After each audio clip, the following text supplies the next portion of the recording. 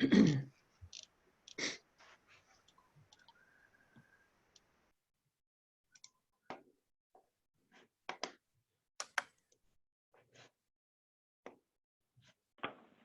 like Marie was trying to convince her dogs to behave. She's reasoning with them. She's reasoning with them over there. No, my cat's in here and he doesn't usually sit on my lap, but we'll see.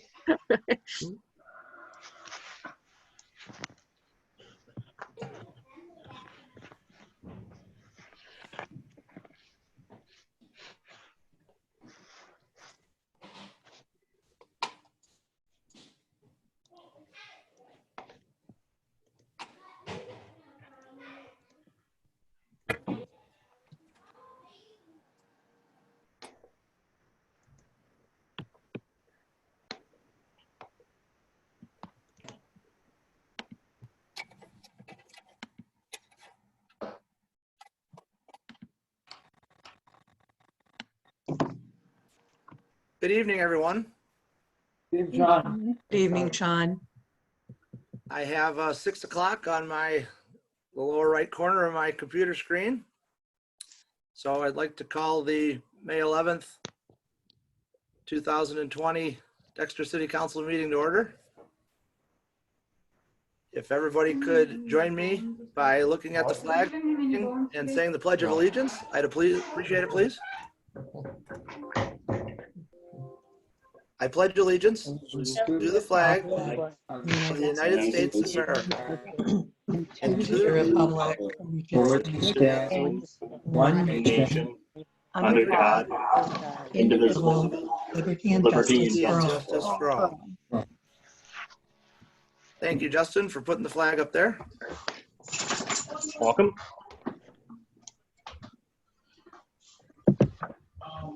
Ms. Jones, if you could call the roll, please. Okay, thank you. I can do that this time. Councilmember Bell. Present. Councilmember Cousins. Present. Councilmember Fisher. Yes, Councilmember Knight. Here. Councilmember Michelle's. Present. Councilmember Smith. Here. Mayor Keough. Present. Thank you. And welcome, everyone. For those of you that are new to our Zoom City Council meetings, we welcome you to this forum. We've been doing this since March 27th, and wanted to just remind everyone that typically the way the host, which is Justin, has this set up is so that all the council members, myself, and key staff are unmuted. Everybody else in the audience is currently muted until we get to the opportunities on the agenda for public comment. There is a raise your hand feature. If you open your participant view at the bottom of the screen on the right hand side, it pops up on mine anyway. At the bottom of that participant feature, there's a raise hand feature. We ask that you click that button under when we get to non-arranged so that you can speak. And as a reminder, I look at that for council members. I can't see you all in the view that I have with the agenda up here. So if you could please use the raise hand when you want to make a motion or second, I'll do the best I can to call on you. And Justin, when we get into the non-arranged, if I miss anybody, please help me monitor who's got their hand up. So Will those do. are just a few of the ground rules. With that, I'd like to move into item C, which is approval of the meeting minutes. We have two sets of minutes, one from our regular city council meeting on April 27th, and the other from our city council work session, which was our first budget review on April 29th. I see Jim Smith has his hand up. Jim? I'll make a motion to approve both sets of minutes. I'll Motion second. by Smith, Second by Knight. second by Knight. Thank you, Julie. Sorry, I can't find the raise hand thing. No, we'll go with that for now. Thank you. Okay, Mr. Smith, any comments on either set of minutes? I have none. Ms. Knight, do you have any? No, I have none. Other council members, do you see any comments on the minutes? Okay. All those in favor of approving the meeting minutes signify by saying aye, please. Aye. Aye. Any opposed? Okay. Thank you. We will move on to, well, we have no prearranged participation, so we'll move on to item E, approval of the agenda. Looks like Scott Bell has his hand up. Oh, I was just muted. I was trying to get unmuted. Thanks. Gotcha. Okay. So I'm unmuted now. Gotcha. Gotcha. Okay, so I'm seeking a motion for approval of the agenda under item E. Jim? I'll make the motion to approve the agenda as presented. Okay, is there a second? I'll second. Second by Donna Fisher, thank you. Any discussion on the agenda? Seeing none, all those in favor of approving the agenda signify by saying aye, please. Aye. Aye. Aye. Those opposed? Fantastic, thank you. We have no public hearings this evening, so we're down to non-arranged participation. So this is the first spot on the agenda for anyone who is participating from the public to speak. We ask that you would raise your hand on the chat window, if you would, please, to let us know that you have something to say. And if you get called, once you get called on, if you would state your name and address for the record, and then you have 5 minutes. So I see we have a hand up. I think I saw Tracy Lambert's hand.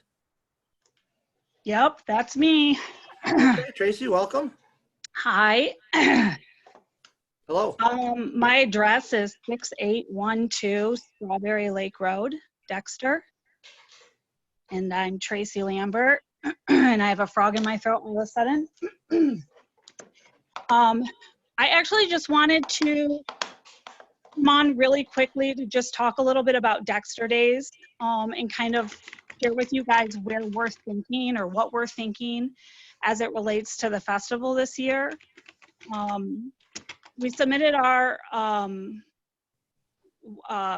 permit, and I know it's missing a couple signatures from the fire chief and the police chief.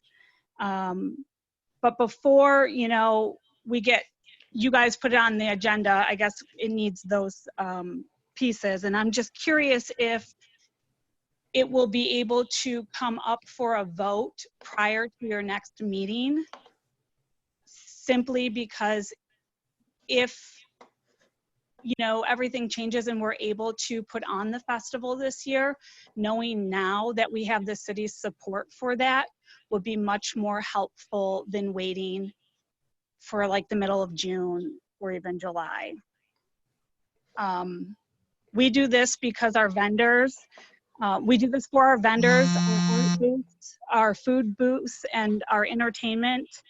We market a lot for them, and we know that it's a possibility that we might not be able to put on this festival this year, but we don't know that now, and so we were hoping that this would be on the agenda so that it could get approved pending everything was safe in August and we could move forward.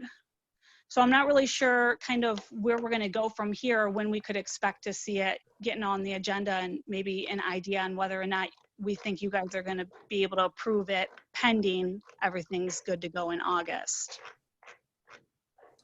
So I guess that's kind of pretty much it for us. Okay, Tracy, we don't usually respond at this point in time, but I know that I'd like to talk about that when we get to our city manager report. So thank you for sharing your comments. Okay, yep. Are there other members of the public that would like to speak this evening? Justin, am I missing a hand anywhere?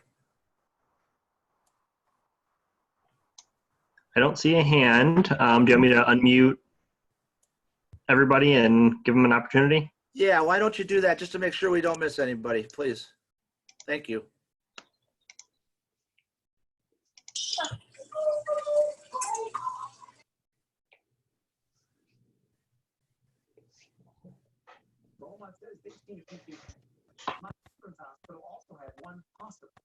All right, so I've offered an unmute to those who were muted. Okay, is there, did we miss anyone under non-arranged? Okay. Thank you. I'll assume we got everybody. Tracy, thanks for your comments. Just sit back. We'll get through reports here shortly. You can remute everybody you need to there. Justin, item H is communications. The one communication in the packet is their upcoming meeting list. Are there any questions or comments on the meeting list? John, Okay. there's, we're going to have a special Chamber of Commerce,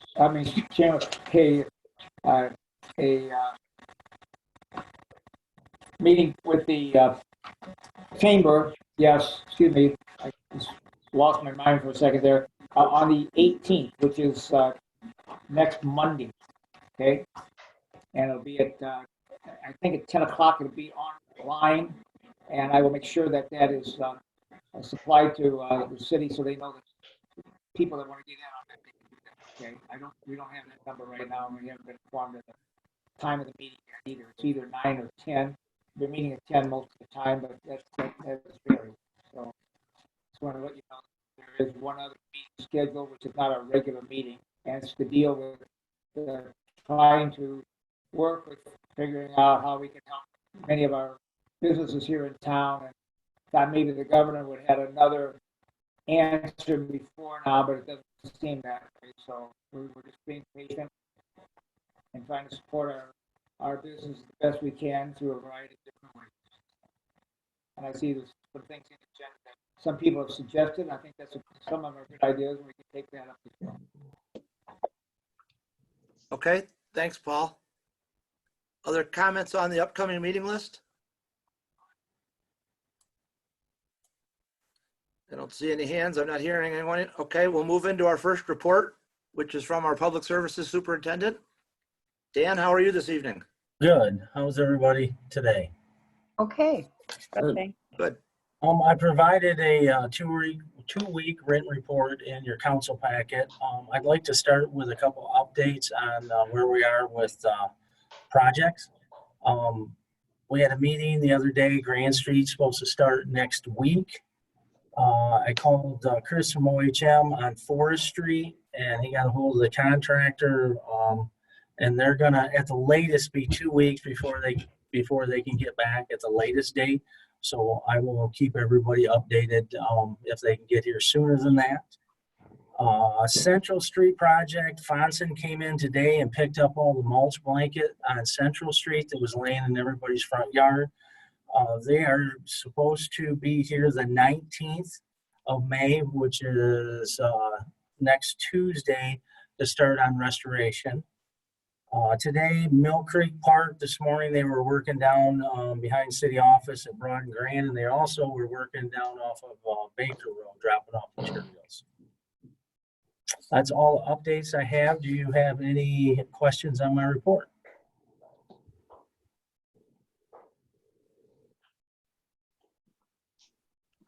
Not seeing anybody with their hand up. Am I missing anybody? Dan, how are the staff doing? Everybody okay? Everybody holding their own? Yeah, everybody's doing well, happy and healthy. We're running into a few issues with a little bit more work than with the water and wastewater than they can really handle. We're trying to work that out by bringing people in for a little while to try to, keep up with the mistakes. This morning, I had 11 of them construction starting. This is the time of season when the workload starts to pick up. But all of our staff is doing a really good job. They're working hard. They're starting early, staying late. So hopefully in the next week or two, we can hopefully get everybody back to work. Gotcha. I appreciate the effort to put up all the extra signs in the playgrounds. I like the format that we borrowed from our neighbors in Saline there. They look really nice. All right, thank you. We're trying to keep them up. We've had a few problems with the stakes being pulled out and them throwing around a little bit, but we're trying to keep up every day to make sure they're posted for everybody. Gotcha. Well, thanks for the report. It looks like you don't have many questions this evening. So Thank you, council. next up is our Community Development Manager report. Michelle, how are you? Fine. How are you, Sean? Good, thank you. Excellent. How's the rest of council doing? Good. Okay. Excellent. Excellent. So before I go into updates, do you have any questions for me? Okay. So I'm going to start with Encore. There's been a lot of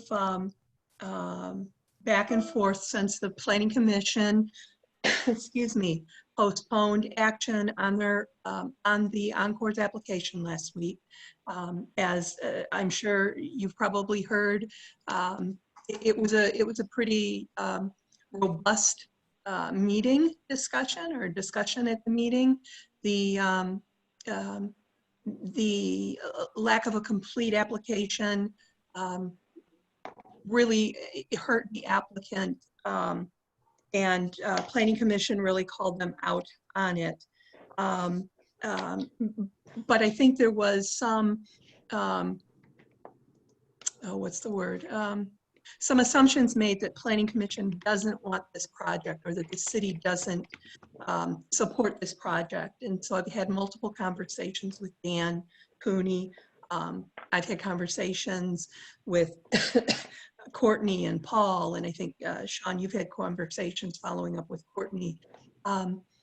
The city has always and still believes that this project is, from a conceptual point of view, has merits. But there is an expectation, and I explained this to Dan, that ordinances will be followed and that the format in which information needs to be provided will be, that will happen. Dan completely understands now what it is he needs. Excuse me. We've gotten beyond the language barrier. He's been very receptive to the assistance we're trying to provide. And remember, this is a very delicate balancing act that the city has to engage in because of the type of application. We can't be seen to be negotiating, and we're not.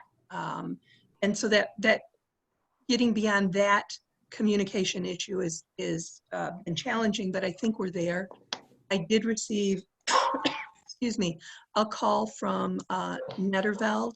That is the engineer that's been hired by Encore to provide their plan. I've been in touch with OHM. They are able to provide CAD drawings of Ann Arbor Street so that the Encore's engineer will be able to utilize that information instead of having to go out and do all of the surveying work that might normally happen with an application. So that'll be tremendous savings to the owner. And all that information will allow the engineer to provide the information that Encore needs. So I have a lot of confidence at this point that the meeting in June for the Planning Commission will have all of the information that is needed in the format that's required, and that the Planning Commission is going to feel much more comfortable about taking any action. Excuse me. Did you have any questions for me regarding Encore before I go forward? I have a question, please, Sean. Go ahead, Julie. Thank you. Was there a number of people from the public at that meeting, Michelle? I don't recall the number, but there were people that participated from the public. And what kind of feedback are they giving? Is it negative or?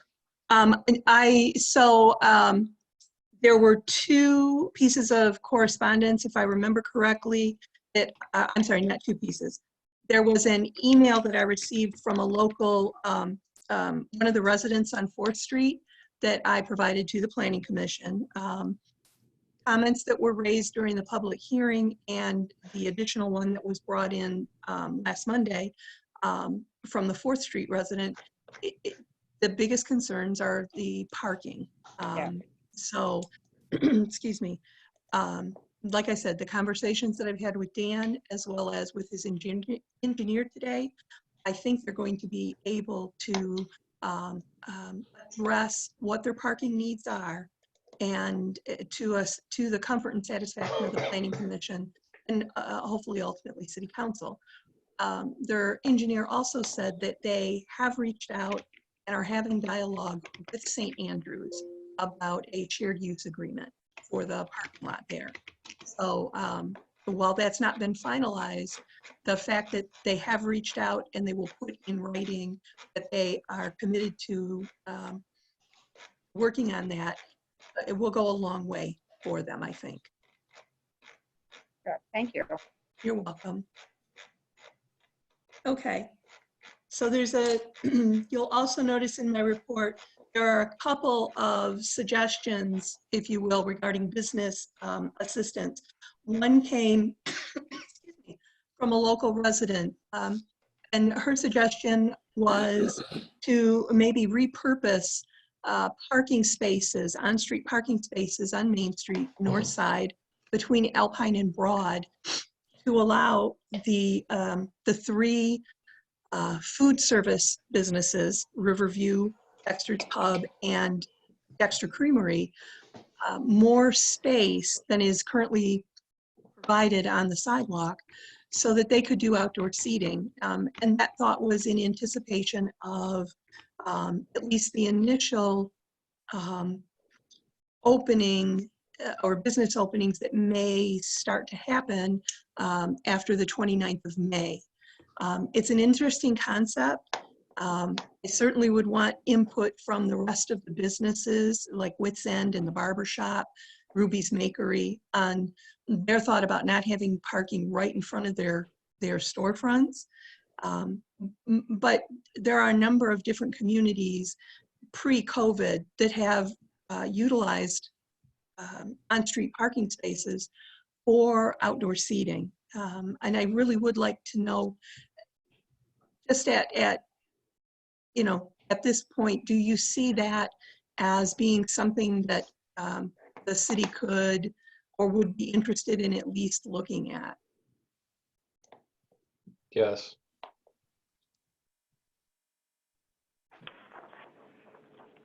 Any other comments?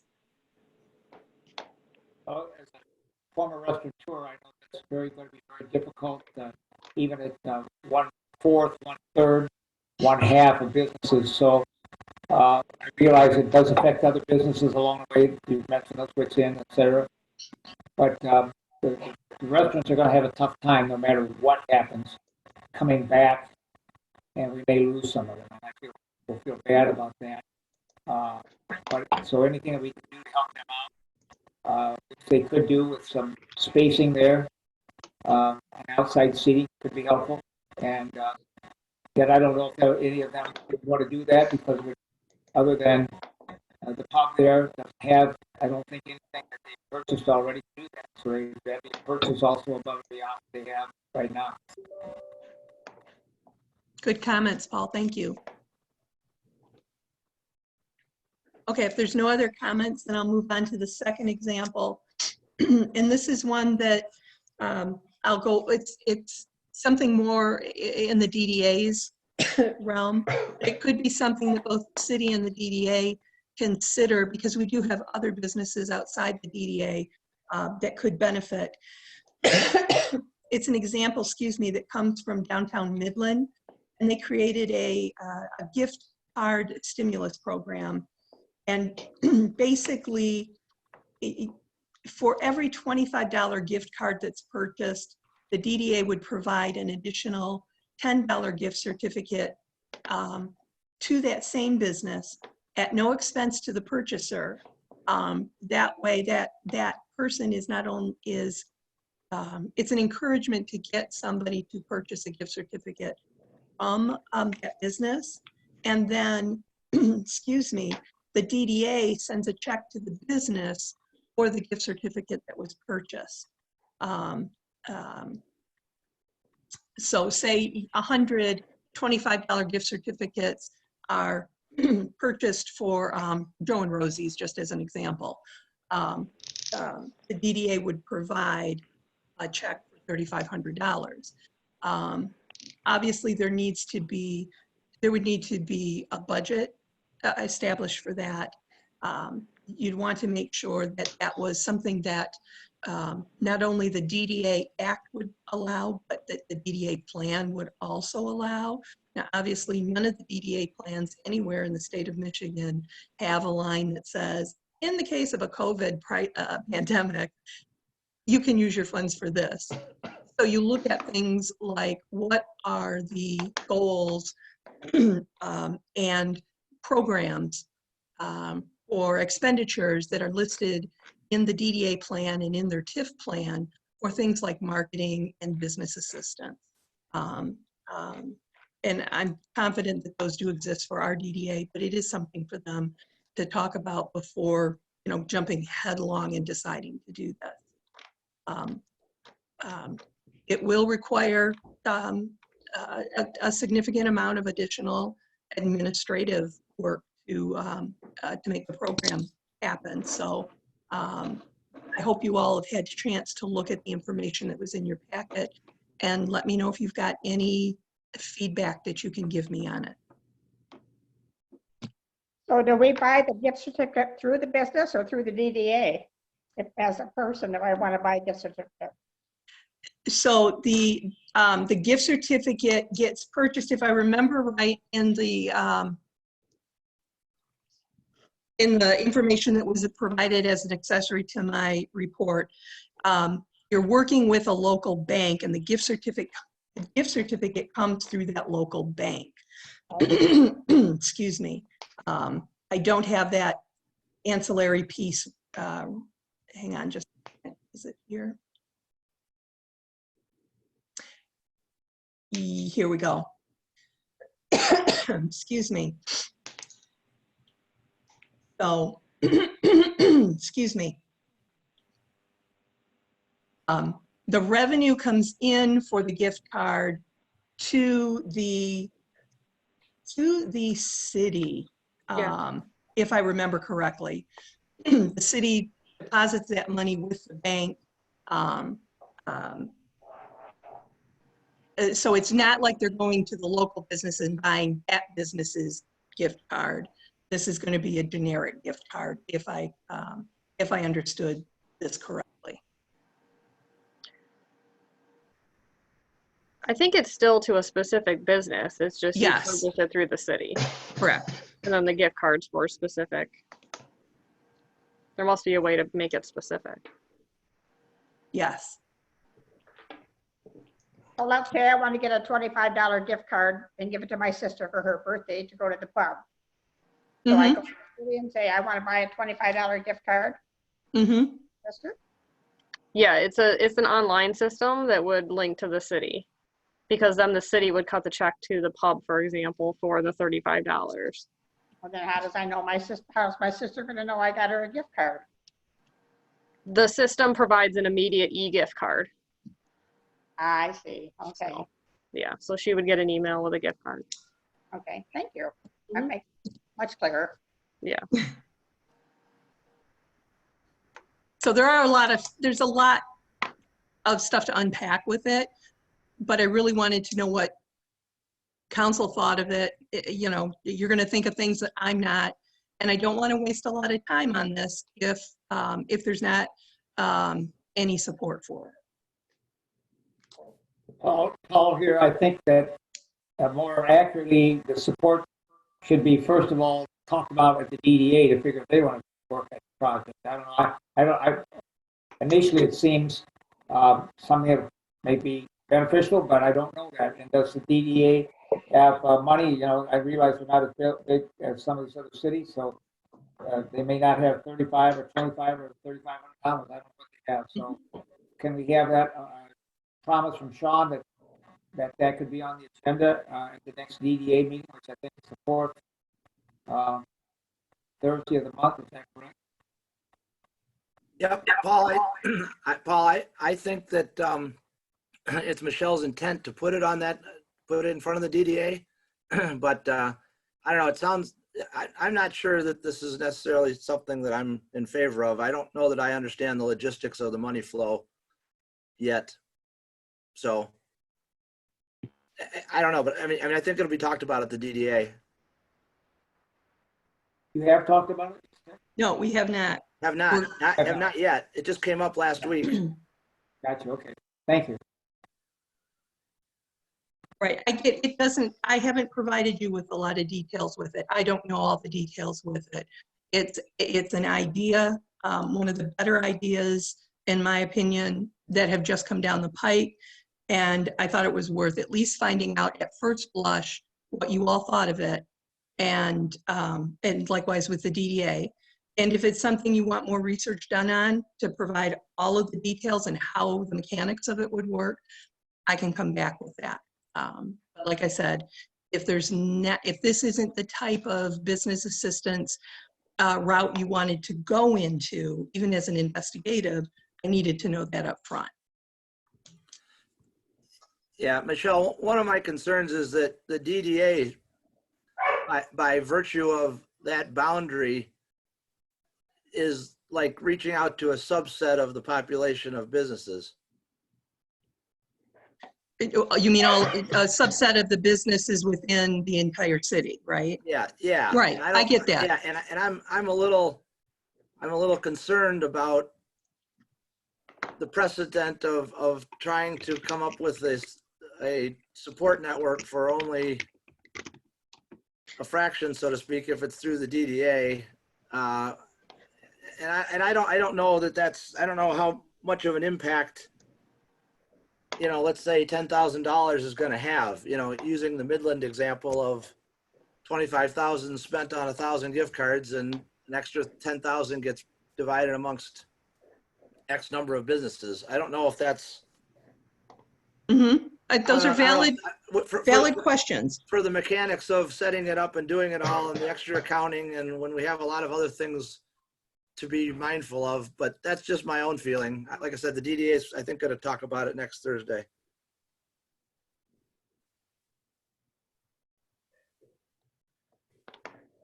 Hold on, I'm just writing some notes down, please. Yep.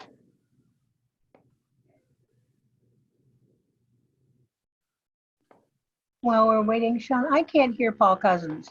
His mic goes in and out. Am I the only one that has trouble? No, I was having a little bit of trouble hearing him, but I could make it out. Maybe I need to get closer. Maybe I need to get closer to my phone here. Is that better? Yeah, that's a lot better. All right, well, I'll be right smack dab in your face then. All right, I'm going to turn the volume down now on everybody else. Okay, my Sorry about that. No problem. I thought it was my computer. Thanks for saying something, Donna. Okay, my last update for you is the request that staff received from Jolly Pumpkin. You know that they have asked or have had interest in the past. They're still looking for it, trying to figure out how to make it work. An outdoor eating area. Excuse me. So, when you look at the timeline or history of the brewery, you had the manufacturing facility, and then as an accessory use, you have a tasting room, and as an accessory to the tasting room, you have a kitchen, which is their dining area. And now they'd like to expand that for an outdoor area again as an accessory to the tasting room. Ultimately, they'd like to come in and they would need to do a text amendment for a permanent solution. In the meantime, coming out of this COVID thing, they would like to know if there's a way to do a temporary use for a period of time to help them weather this storm until such time that they come in for the permanent text amendment and ultimately approval for it. So your ordinance does allow the zoning administrator to grant temporary uses for a period of up to 12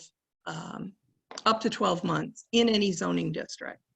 And I've provided the information for you in your packet. I think they would like something like a year as a temporary. I'm not sure I'm comfortable as zoning administrator issuing a temporary use for an entire year. I think I might be more comfortable with a 3 to 6 month temporary use in this case, and then look at it to see if an extension is something you wanted to go with. At the same time, I would encourage the Jolly Pumpkin to initiate the text amendment. Now I know that they would probably do that. They're also going to ask for the fees to be waived. I think that's going to have to be a larger call than just me saying, well, maybe, but I really would like your feedback on all of this. This is it's quite a lot, but give me whatever feedback you have.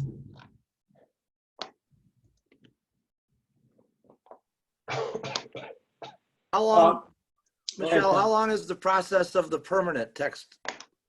So you'd start with the text amendment, which could be basically one meeting.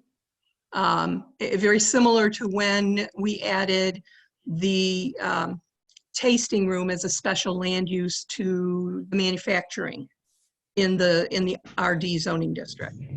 So the text amendment would be to that particular section of the RD district to add outdoor seating with whatever development standards you wanted to have with that.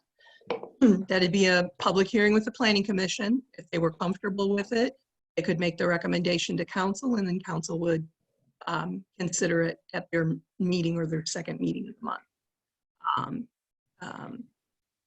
After that, it's the publication if it goes through. So you're looking about 45 to 60 days. But if they make it a special land use, then you'd have to go through that. Right, if it's a special, well, and that would be the recommendation to make it a special land use for the permanent. Right. For a permanent application. Temporary approval is administrative, right, Michelle? Temporary is administrative, yes. But all of the things that would come into play permanent, I would be requiring at the temporary. So.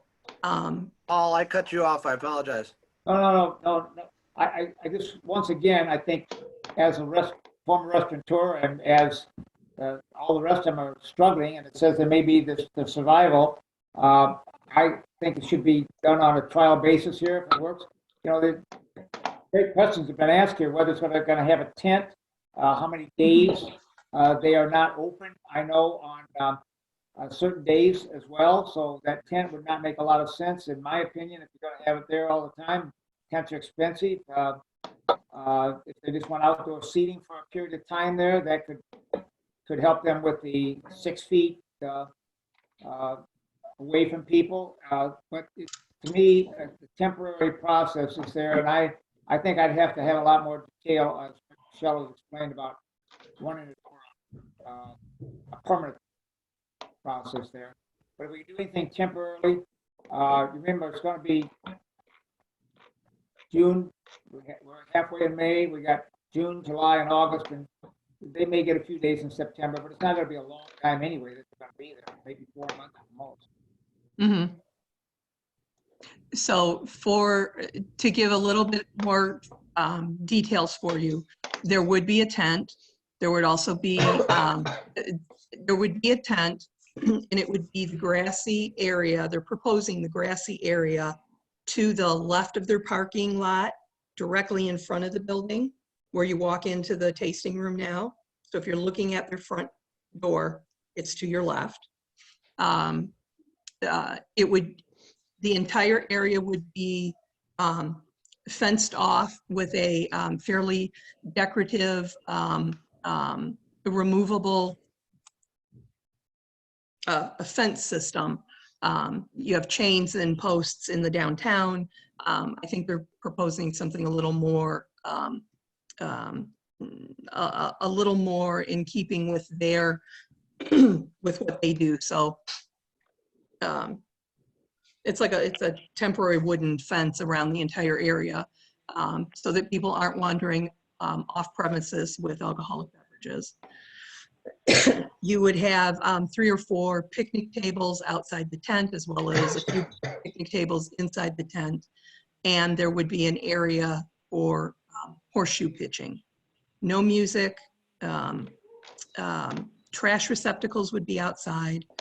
People would go inside to make their order and bring their food outside to consume, or food and beverage outside to consume. There would not be table service. So just like currently they don't have table service. You order your food at the bar, you take it back to your, that's how it would be in the outside. Their hours would be, excuse me, similar, it would be what they have now for their tasting room. I believe they're closed on Mondays, Paul. I believe so. It's like 3 in the afternoon to 10 in the evening. I'd have to double check, but it would mirror what their current tasting room hours are. Michelle, Yes, sir. this is, let's say that let's just say in August, they're back up to 50% capacity or whatever the governor's orders may allow. Right. Is there a point on that limit where they don't need the outdoor? From a temporary, probably, but what they're going to do at the same time is ask for the permanent, go through the process for the permanent and get either approval or no approval for that.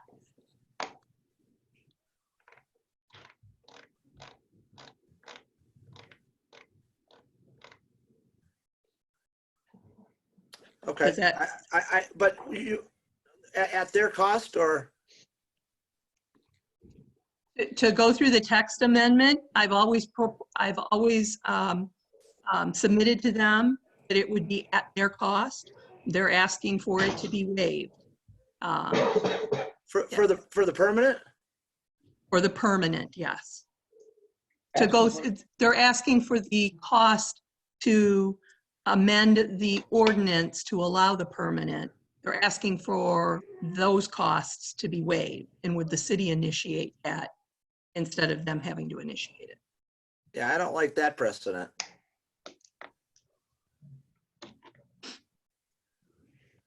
Personally.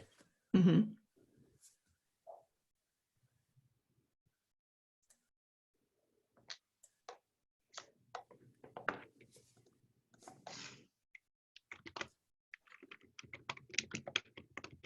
So I'm not hearing a lot from others. So what I'm going to assume is when I hear only one person speak, that there's consensus for that. So correct me if I'm wrong, Paul, you're the only one that made a comment about a temporary on a trial basis. Sean, you addressed the permanent with the fees and not waiving it. And I see that there are Scott Bell and Jim Smith are waving to me, Austin.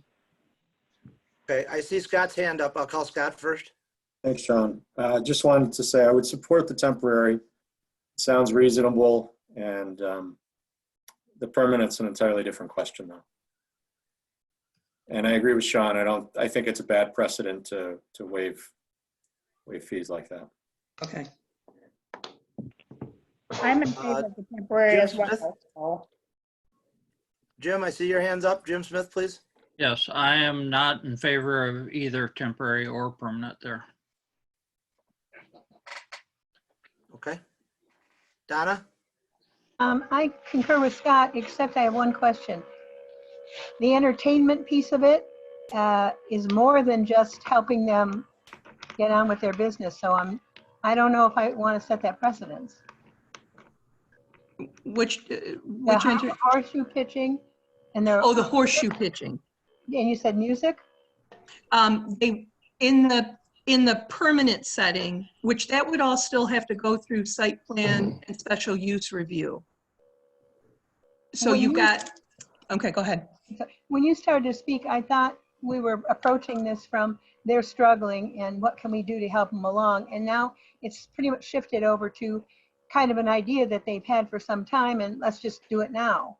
So, you know, I'm a little bit mixed on this. Okay, I'm sorry for the confusion. They've always wanted outdoor seating. And they've known for a while the process it would take. They've even gone through a pre-application meeting on an outdoor seating area. They did that last year. So they would like to go forward with that, but in the interim, because there's going to be some time before that all gets done, it's not just the text amendment, they would then have to go through the special land use process. While that's going through, they wanted to know if they could do, if the city would support the temporary outdoor arrangement. Does that help clarify some things, Donna? Yep. Okay. Thanks. Sorry for it not being so clear in the Well, I beginning. don't know that it's anything you did. It could be me being foggy, but I just didn't get it. So we're good.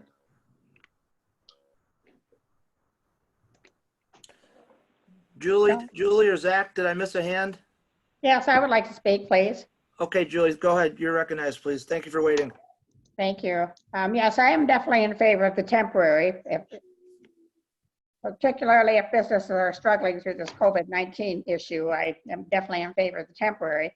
I agree with Scott and Sean that the permanent one is going to take a little more time and a little more detail, but I am in favor of temporary at this time.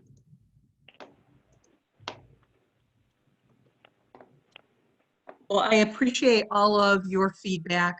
I will let them know. It sounds like there is consensus for a temporary, and that if they should move forward with a permanent, but that process, in other words, the text amendment followed by special land use, if the text amendment should go through. So I will follow up with them, and I appreciate you all providing me with feedback on that. That's it for my updates, and I know I've taken up a lot of your time for your meeting, but thank you so much. Thank you. Thank you. Thank you, Michelle. Thank you, sir. Do we have any comments on any of the boards or other commissions as we go down through, or can I jump all the way down to city manager report? Seeing none, I'll turn the floor over to our city manager, Courtney. I guess I can start with the Dexter Days permit, just get that one taken care of for the information I've collected so far anyway. I did receive it. I did send it off to the sheriff and the fire department. I also sent it to the health department just to get their feedback. Fire department did sign off on it. I did send it to Commander Flores because our lieutenant and our sergeant are both not working right now, and we just got a new lieutenant actually that started today. So I sent it to Commander Flores. He's obviously participated in Dexter Days many years. We all know Keith, and he is uncomfortable signing off on it, as he said, due to the unforeseen circumstances. It's hard for him to sign off on something because it's impossible to have the social distancing and the uncertainty of when we will move into phase 6, because I had sent council the governor's phased reopening plan, and large gatherings like this wouldn't be allowed until phase 6, which isn't supposed to take effect until there are either a vaccine or a treatment. Just from the read of the phase-in plan, I would assume we're going to stay in phase 5 for the foreseeable future, because that's where things are basically reopened, but there's still no large gatherings. The health department kind of said the same thing, that it's really difficult to predict what's going to be happening. And, you know, she pointed out the number of things that have been canceled, like Ann Arbor's Art Fair, which just happened on Friday, I think, or Thursday. Top of the Park, Chelsea Sights and Sounds, various things. So the soonest it could be on the agenda is May 26th. But I mean, I guess I can put it on without the sheriff's signature and council can decide what they want to do with it. And I can provide you with the different emails and feedback that I've received for you guys to consider. Courtney, I'll jump in here. You know, I have to tell you, I'm not really comfortable with this. You know, I think, first of all, we're only at stage 3, flattening, and we don't even know when we're going to be at stage 4, let alone 5 or 6. I also don't like the unpredictability of how many people something like this could draw. You know, I know it's not on the agenda tonight, but out of concern over, you know, spending dollars towards something that isn't a guarantee, I'm Tracy, I'd say Tracy, if you go on, I'm not in favor of supporting this when it comes around, especially if the sheriff isn't comfortable with it. I don't know how other council members feel, but I'm not there. And I'm not trying to say no to Dexter Days. I like Dexter Days as much as anybody, but I think this year that it's the wrong move to do something like that, or to go forward with it, even give the impression that we want that.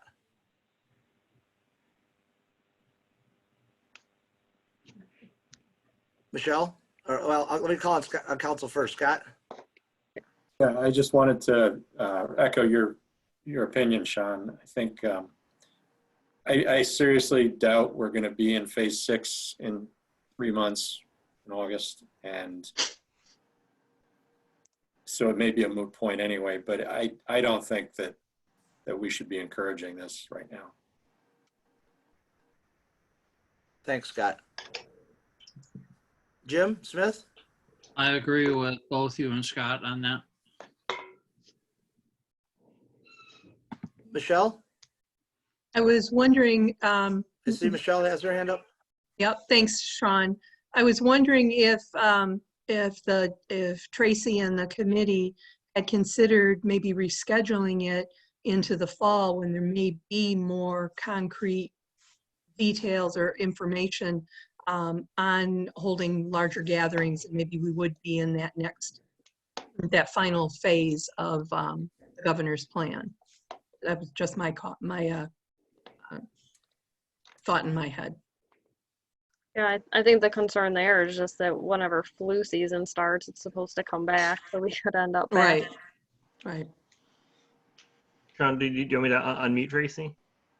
Well, no, I'm giving her feedback. I'm not looking to get into a discussion. She asked for the feedback, and I wanted to make sure we touched on it when you know, Courtney covered it.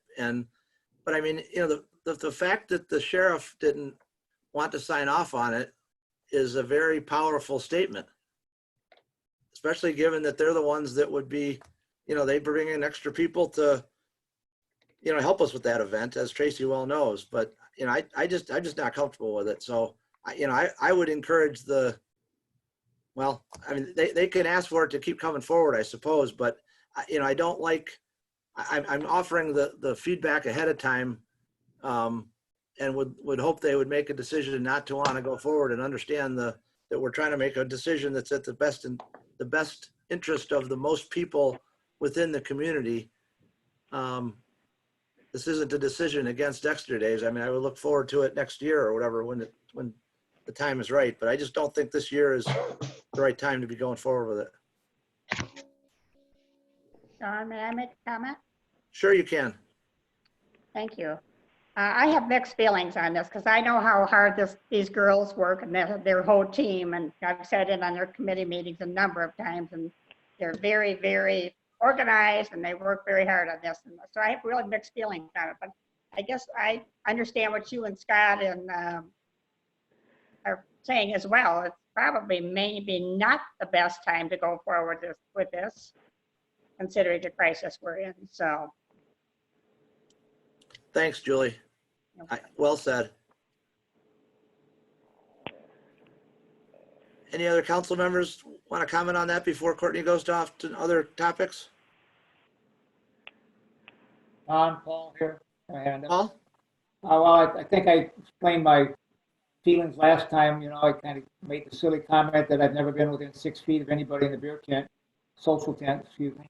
But the fact is that that's just going to be a very difficult situation on the streets in there. The Rotary Club has decided not to build a playhouse this year because we couldn't sell tickets face-to-face with people. We couldn't sell them at, we sell half of our tickets at the before the event and half of them during the event, and that would be almost impossible to do. I understand that the same thing has happened with the with Lord Hall, and so it just doesn't seem to be logical. You know, I'm disappointed that there's not, you know, an Arbor Fair. I'm disappointed there's not a Summerfest. I'm disappointed there's not a Sights and Sounds. I'm disappointed in all those things, and I'll be very disappointed that we wouldn't have this one here. But for the safety of this community and others from the outside, I just don't see it's not a good precedent for us to set, trying to do it when all these other places have canceled already. Thanks, Paul. Donna Fisher has her hand up. Donna?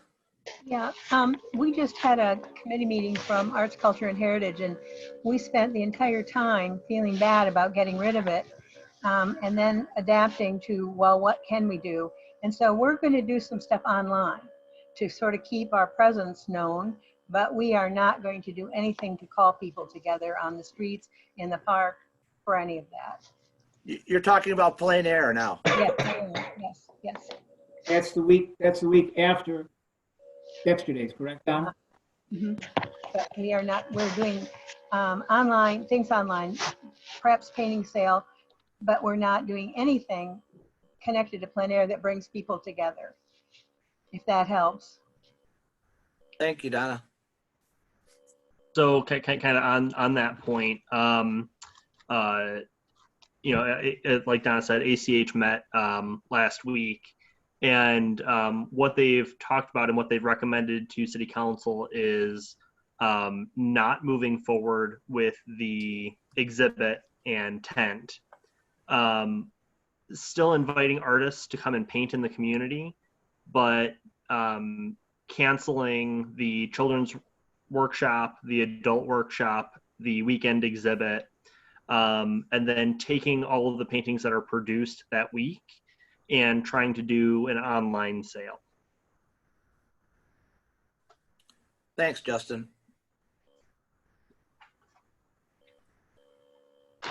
Other comments or questions on that topic? Okay, I hope that feedback is helpful to you, Tracy, and the Dexter Days Committee. Courtney, floor is still yours, please. Yep, so I provided some COVID-related updates if anybody has any questions on that.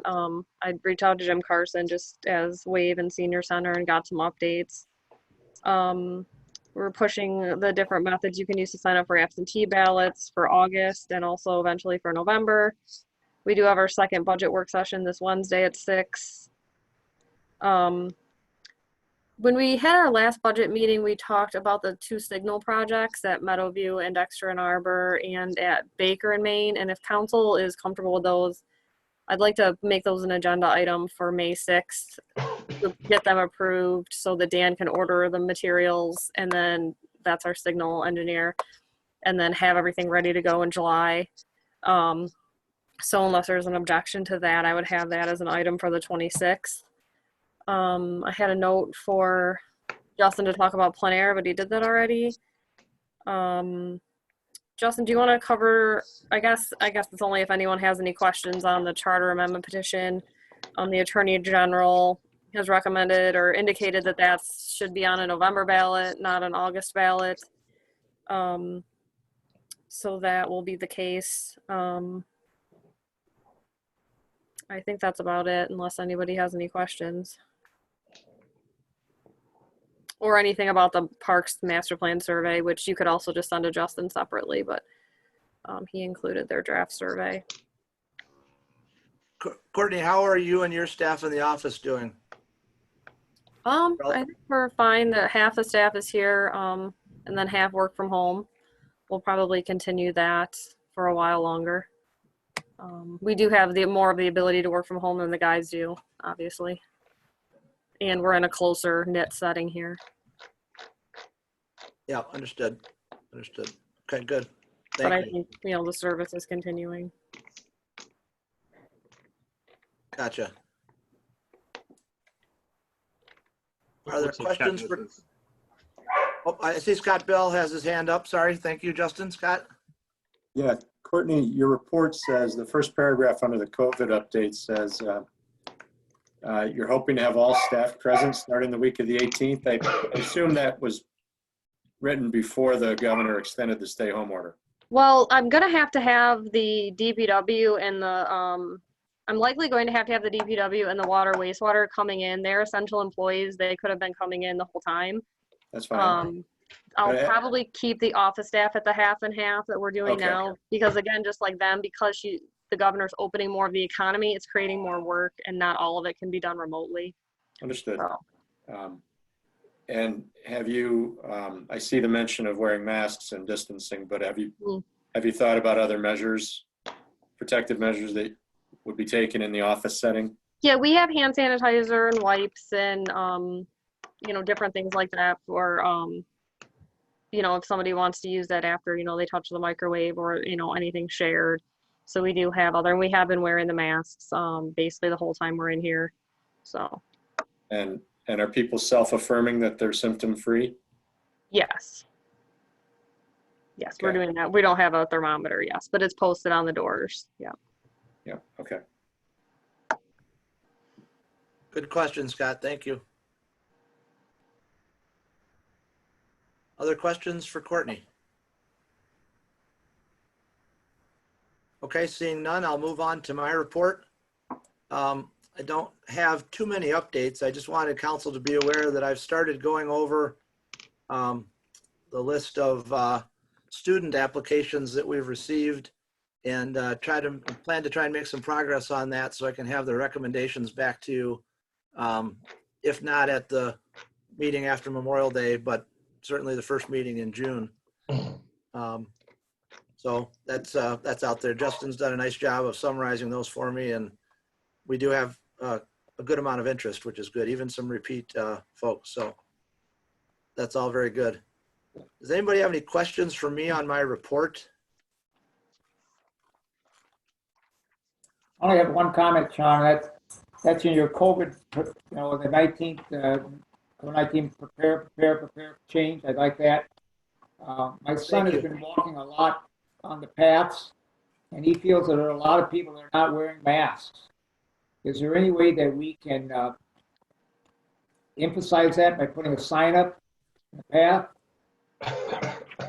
I don't think masks are required when you're outside though, which is why it's not included on the flyer.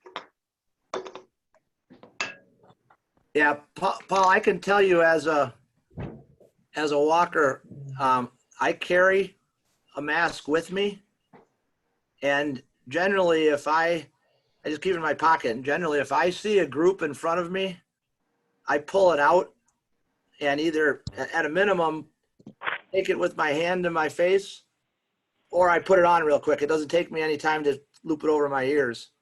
I see a lot of other people doing that protocol as well. But most of the time, especially if I'm walking like towards Hudson Mills or, towards Dexter Huron, there's not that many people. And when it's only one or two that may pass you on occasion, there's generally plenty of room I've found on the path to pass by. But that's the protocol that I use just carry it with me. All right, thank you.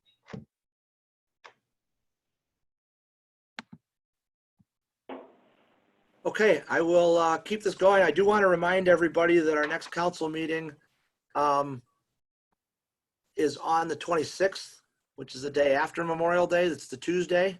And I'm planning to keep this at 6 o'clock again. This seems to be working well. We get done a little bit earlier. Courtney, I did want to mention or ask about in the consent agenda, the public hearings we've got for 7 o'clock in June. Yeah, we were gonna just update those because they also don't have the Zoom meetings listed, but since we'll likely, and I guess I didn't bring that up under my report, but assuming we continue, the governor extended the virtual meetings till the end of June. So assuming we continue to use these until that order expires, they would be posted for 6 and we would put the Zoom link right in the ad. So Perfect. they went in the packet before that was extended, so. Yep. Okay. I just wanted to make sure we said that online while we're here. Appreciate you covering that. Yeah.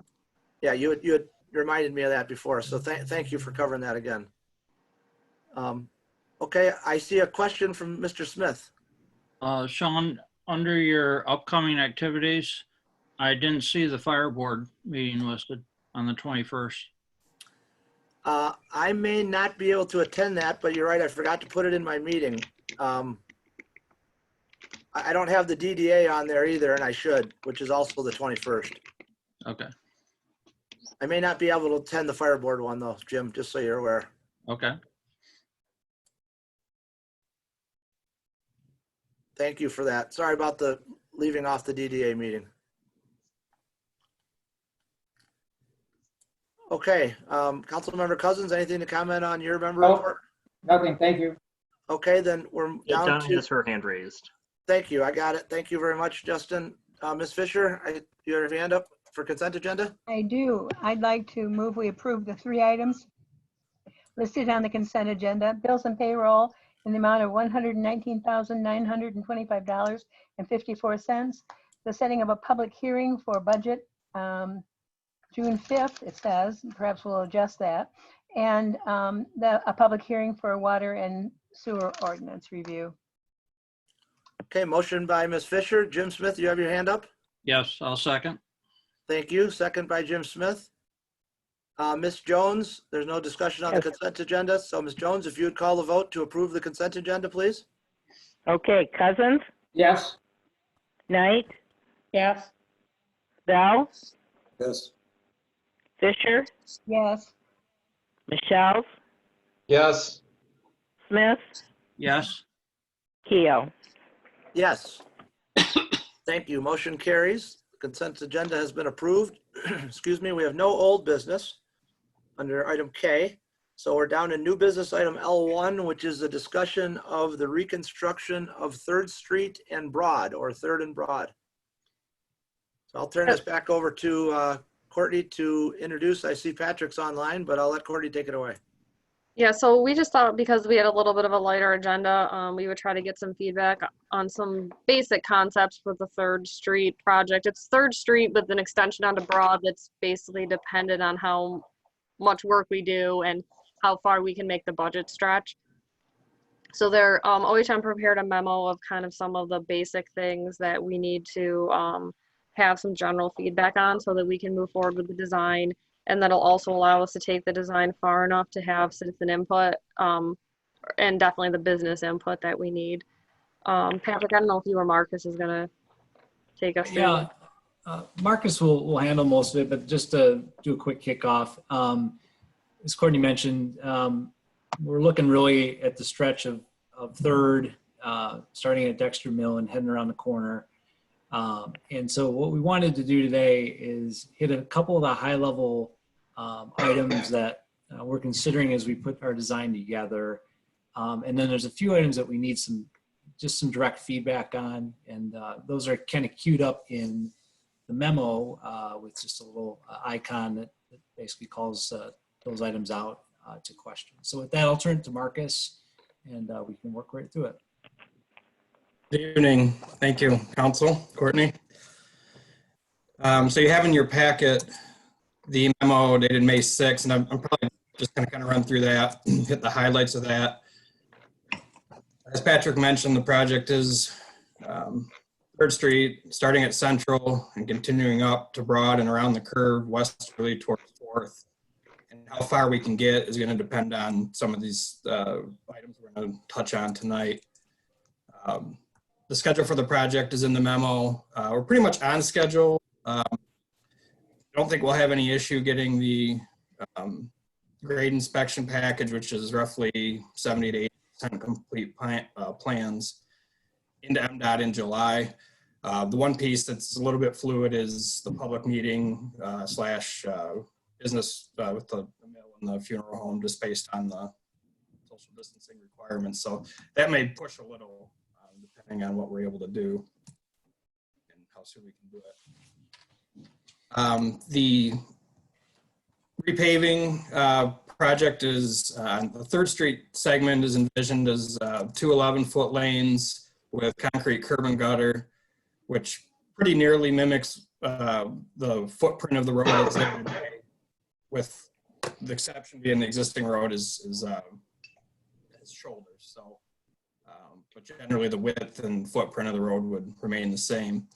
The one point of note on that segment is the sidewalk on is up on top of the hill between the alley and Central. It looks like we're going to have to shift that sidewalk closer to the road just to be able to maintain ADA compliance for the crossing of the alley itself. But as we get the detailed design worked out, we'll be sharing the details of that. As you continue around the corner onto Broad Street, what we have laid out now is again 11-foot travel lanes, and then bike lanes either side on both sides of the road, along with parallel parking on both sides of the road, followed by curb and gutter. It's worthy noting there that with the wider paving that's in front of the funeral home, that proposed cross section, even including the bike lanes, would actually reduce the road width by 10 to 11 feet for that stretch. So wanted to point that out. The one feedback item that's on the memo there is if we need to have, I guess we just want to confirm that bike lanes on Broad is the desired treatment there. On here. Question. I support the bike lanes on Broad. What is the right of way on 3rd? Is there any possibility of having bike lanes there connecting Central to Broad or no? We already have to obtain right of way on that stretch because the sidewalk that's existing is pretty much completely out of the right of way. If you look on the, I think it's shown on the map, you can see, oh, I guess it's not, well, it is on, it's not super obvious. Yeah, you can kind of see that the sidewalk is already on private property. So we do have right of way we have to get in that area. And if we have to move the sidewalk down, I'm not sure about the width there. Yeah, I can touch on that in a little more detail. So yes, the project is going to require a take from the parcel, the inside of the curve. The existing road and sidewalk is already on private property. We need to improve the geometry of that curve to meet design guidelines. So the road will potentially encroach even a little bit more. So there will be a right-of-way take needed for that. The challenge with bike lanes after you get around the curve is, as I mentioned, the embankment that you run into on the west side of 3rd Street. It goes up pretty fast. So if you have a wider road, then you have less room to put that sidewalk in a location that can be ADA compliant at the crossing. And then on the east side of the road, if the road were to widen by 5 or 6 feet to accommodate a bike lane, then although it would be in the right of way proper, that's still just functionally encroach the middle. So that's something that we could look. We haven't looked that closely yet. The discussions that we had with staff during the scoping of this was essentially that Central Street is sort of the preferred bike route, but we recognize that people still go down Broad. And if they were to do that, presumably they'd be able to continue down Broad to Huron and back to Central. There wouldn't be a need necessarily to have something we could look at more closely and give you more, I guess, of a answer of what the impacts would be if we were to have my concern. Thank you. Okay, so back to the memo. Touched on the crosswalk, sidewalk, challenges at the alley, but they're solvable. And then also we wanted to confirm the type of crosswalk treatment that's preferred, whether it's just pavement markings or if we wanted to continue the downtown, the DDA detail with the stamped concrete crosswalks with the concrete ribbons.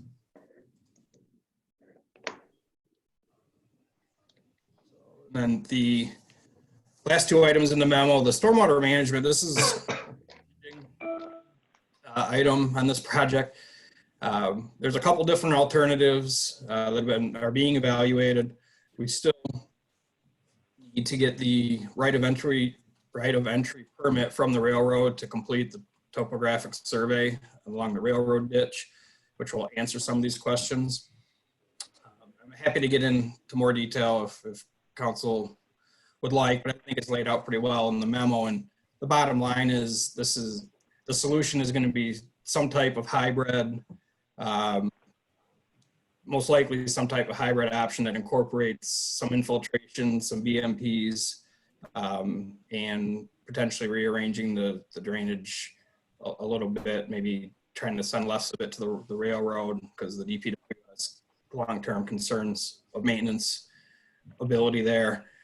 We don't think we can get it all down to fifth based on grades, but basically trying to keep as much of the drainage within the city system and making it easier for long-term maintenance for DPW. We looked at going north out to the river, and there's some pretty big concerns with that route, just given the existing size of the pipes and the accessibility of those. So as that's developed in more detail, we'll share those details. And then the final item that we're looking to get council's opinion on was the decorative lighting.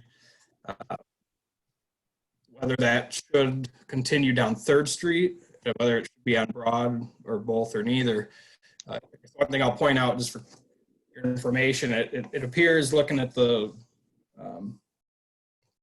existing infrastructure with the lighting that the power would come from Broad and Main Street.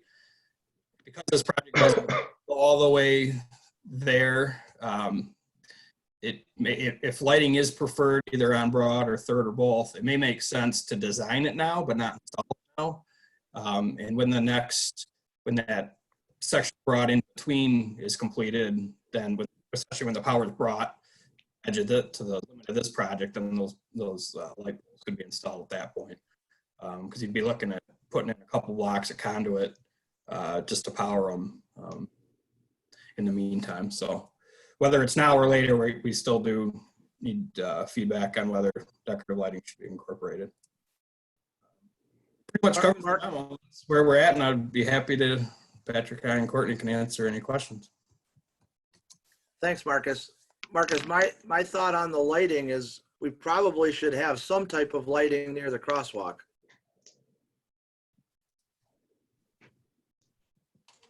I'm not sure it's needed on 3rd necessarily, but I think near the crosswalk would be a smart idea.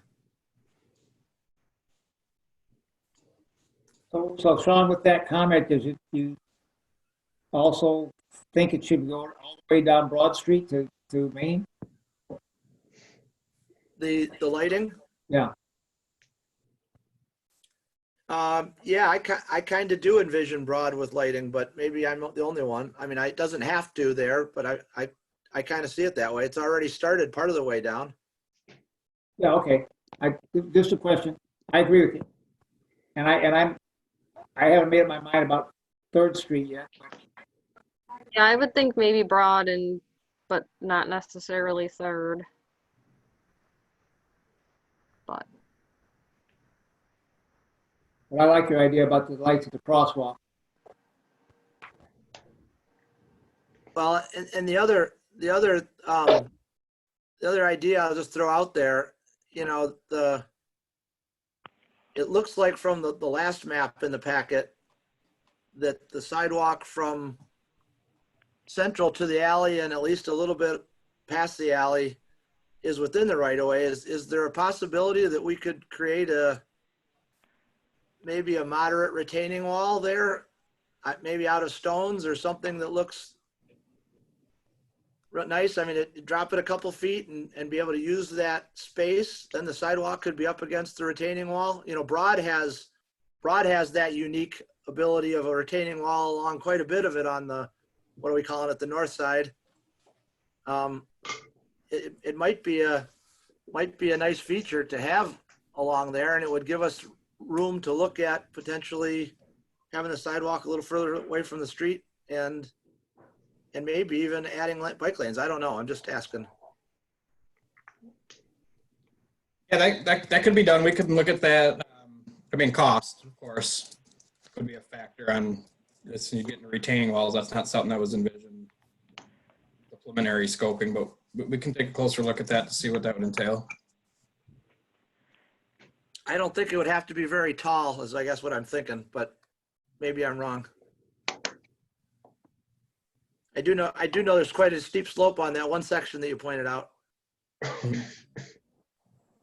I used to live just two doors away from that, and so I used that sidewalk, you know, shoving a baby carriage or walking a kid one time or another. So it's very, very steep there. That sidewalk is rarely used because it does, but it's certainly not ADA approved at all. And I like your idea of a potential wall there. Hopefully, it would give us a few extra feet for bike lanes, and maybe a nice way that the sidewalk will fit into that whole carriage there. So I think we ought to have them come back with some ideas and thoughts that they could do that. And I know it's going to be a cost above and beyond what we probably thought about, but let's do it right. Do it right the first time. Thanks, Paul. Zach, I see your hand up. You have the floor, Yep. sir. I'll try to get my pennies out there quickly. I would like bike lanes on both Broad and Third there. And in fact, I'd like for us to consider doing the green paint on there. It makes it pop a little better, and psychologically it reduces the area that you're able to drive in your car, even though it doesn't really, but that helps slow traffic in the areas I've observed to do that have that. For sidewalk, I would be concerned about moving it closer to Third. On the other side of town, we're actually making efforts realigning the street alignment to get the street farther away from the sidewalk, so that once that's been cleaned, the snow plows don't put stuff back up onto it. Additionally, I'm concerned that location, it would prevent any parallel parking along Third on that side in the future. I know there's the ADA concern, but because this is an existing sidewalk, there's a little bit more flexibility with the ADA that we have to try to get it as close to reasonable as possible. And I think a retaining wall there would be good. I really like the idea of continuing the decorative stamps for the crossing there for our major streets. It does a good job of reminding folks that there's something going on here. We need to pay attention for pedestrians, even when there aren't pedestrians. I think street lights in both of them would be good. I would opine that I don't really fancy the current street lights that we have. I know everyone likes the faux early 20th century cast iron, but they don't do a particularly good job of focusing light just down to the ground. They tend to throw it up against the entire sky. For the curve, I've said this before, I'll say it again. I'd like for that to be as tight as possible. Again, because if we're wanting to make the town better for pedestrians, we want to make sure that vehicles are encouraged not to drive as fast as possible. I know that is a truck route, but if there's some way to do mountable curb or something so that when a really long truck goes through there, it's not going to flip, that would be nice. I do like, it appears that the geometry is being changed with the extension there right in front of the depot. I know there have been a number of times I've been in a car that other folks have been driving, and even myself, where it's real easy to miss the stop sign when you're coming on Third towards that. And I think that's it. Thank you. Can I ask something on a follow up on that? Sure. Yeah. Thank you, Zach. So that Third Street was gonna be curb and guttered, so there wouldn't be parking. Just so everyone's aware of that, right? Marcus / Patrick. Correct. I mean, you would still be able to have an access into the mill site, you know, to access their parking, but I don't think there's on-street parking there now, and the curb and gutter would prohibit that. Yeah, and again, that's my perspective as a planner, is that I look decades ahead in the future. And if the sidewalk does move there, then it becomes much more expensive in the future to do that, because we have to then redo the entire sidewalk all over again. Right. I see Scott Bell has his hand up, so I'll go to Scott next, if that's okay. Thanks, Sean.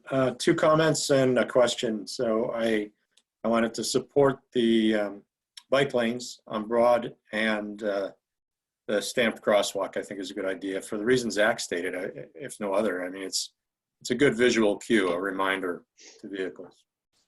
My question has to do with the realignment and stop signage. What's going to happen with that? So right now we have a stop sign as you approach the bend from the southeast before Third bends into Broad. But now it is more of a perpendicular intersection with Broad and Third, or Broad in itself, depending on how you look at it. How's that envisioned to work, that traffic flow, traffic control? Well, the traffic would be the same. So the northbound Third approaching Broad would continue to be controlled under stop control. If we're turning right. Broad Street, as it approaches the intersection, would either stay to the right and take the curve around onto Third, or stay to the left and continue on Broad as they do now. So, oh, I see. So that I see what you're doing. Okay. Yeah, the movements themselves wouldn't be impacted, but I will mention a couple of things. The geometry as it exists now is less than ideal. So the intersection geometry will be revised to make an effort to get that teed up a little bit better. We're evaluating whether or not an island would help us do that, if that could even be done with the turning movements that need to happen there. And then also as it relates to the curve itself, we are going to be pursuing a design exception to keep that curve as tight of a radius as possible, while still meeting the needs of the turning movement. Thank you. A couple of reasons to do that beyond just the traffic calming effects of that. It just, if we designed it for a 30-mile-an-hour curve, which is what you're supposed to do for a 20-foot speed limit, it would basically take that entire, we'd need to take that entire parcel. So that's our hard that we can cite, which allows us to get a tighter curve, which has an impact on Gotcha. traffic calming. So what we were hoping, as we get some feedback tonight, whether it's the next meeting or the following meeting, basically at the same time that we were going to be ready to start having these conversations with the business owners and the residents along the stretches, we'll have some of those layouts for council, which will have more of that detail of the specifics of how that intersection geometry would look. All right. Scott, anything further? No. I see Michelle has her hand up. Michelle? I wanted to ask questions and make some suggestions, if you wouldn't mind, regarding Third Street. Currently, they do park perpendicularly to the building. So if you look at where it says start of construction and you've got that arrow. Yeah, you mean for the mill? For the mill. Yeah, we know that. Okay. Yeah. And I'm not sure how easily engineered parking on street would be on Third Street on the Mill Street side of it. But because that is a commercial venue, because you also have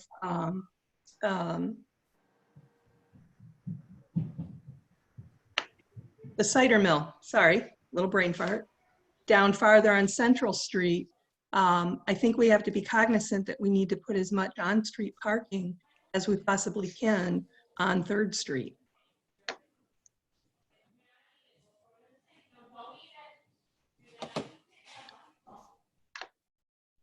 Well, good points all around. You know, I know that when we did the Central Street design some years ago, we had quite a bit of conversation with the mill. I assume that staff will be reaching out to them to let them know that that project is coming up and engage them early. Right, we just wanted to have something to show them that was. Yep, makes sense, Courtney. Makes sense. Something. If I could maybe touch on something that a couple council people have talked about, that being the retaining wall. In the past, when we've done retaining walls, there aren't a ton of them in town, but one comes to mind over on Central Street, just other side of the cider mill, right before you get to the Mass Road Bridge. We did just a kind of more of a traditional concrete block decorative retaining wall in that instance. Certainly there's a lot more products on the market these days, some that have the ability to kind of mimic more of a natural stone type look.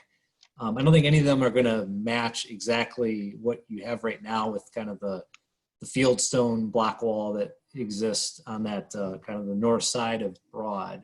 But if that's a look that you're going for, we can research that a little bit more. So I guess I just want to throw that out if that that style of wall is something that we'd like to maybe explore a little bit on 3rd, or if we could maybe just go to more of like a typical segmental landscape block wall like you might see. Just some ideas for some thought there.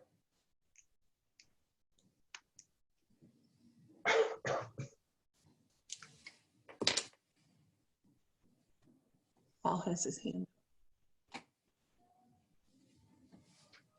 Sean, Paul? I think you lost Sean.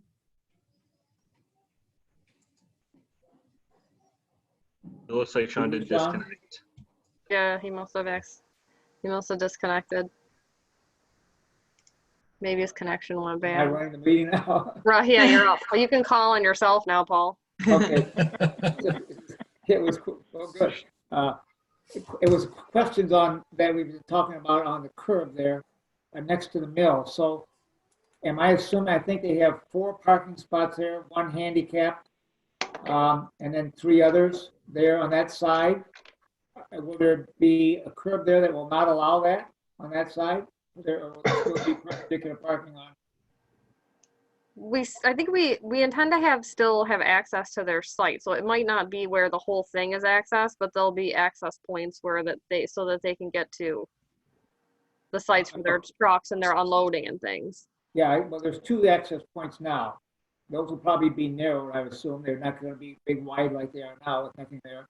But I'm talking particularly about along the building itself. There's a handicap space there and 3 others. There may be 4, but I think there's 3 others there on that side.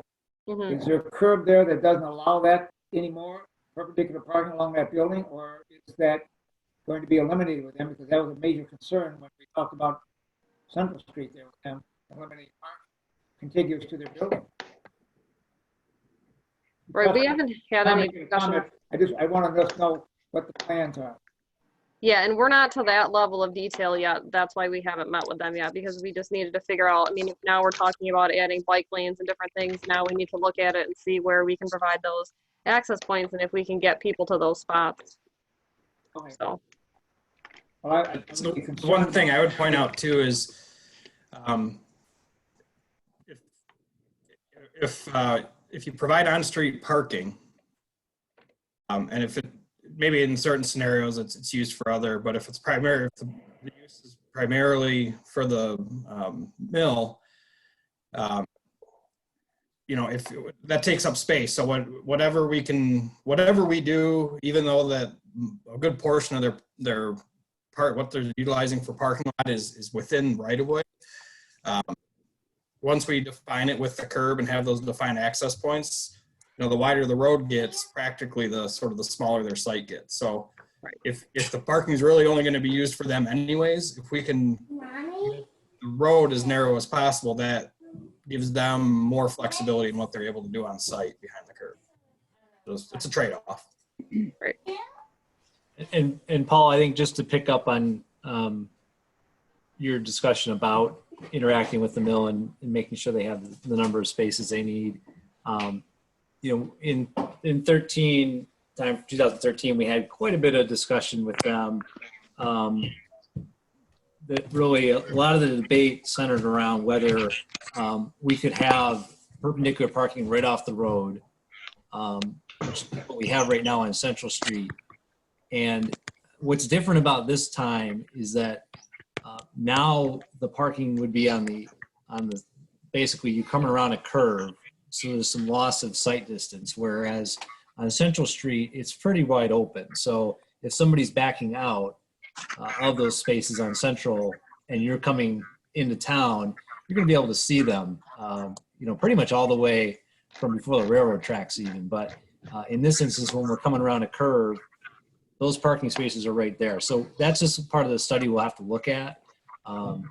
And the good news is we've had a lot of these discussions with the mill ownership, and I think there was a transfer of ownership actually in 2014 roughly when we built the project. So the good news is I think there's some continuity of discussion that we can pick right back up with.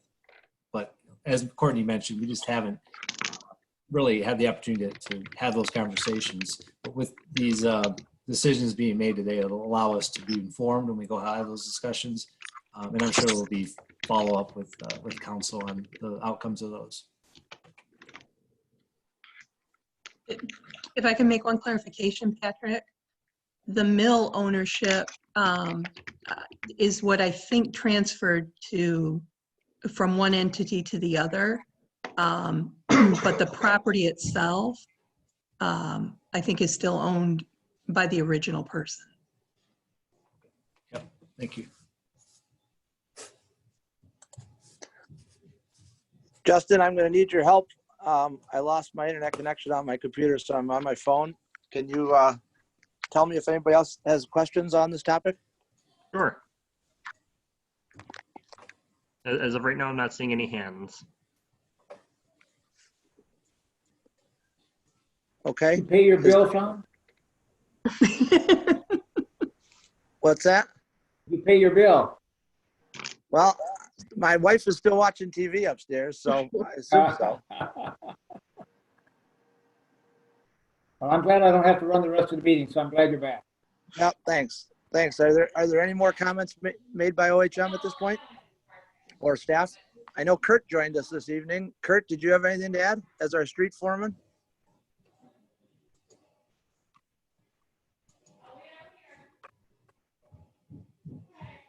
His video is currently off. Oh, maybe he's left. Okay. Okay. Well, then we will move on to new business item L2, which is a consideration of a resolution of some type regarding ballot proposal for the August 4th, 2020 election. Are there any hands up, Justin?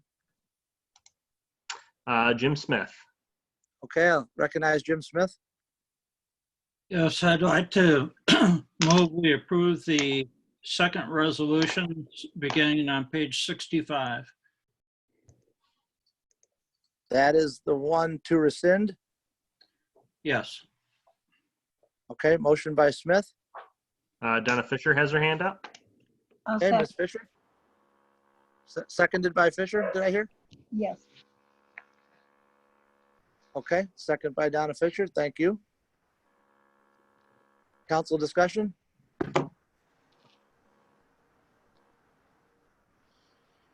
Jim, you made the motion. Would you like to say anything? Yes. Just looking at everything people are going through right now, both just being, most people staying home, some being able to work from home, some not. And just the way the economy is going to be, it may be sluggish for a little while. I just think asking for this millage vote at this time is a little bit too much to ask of our citizens.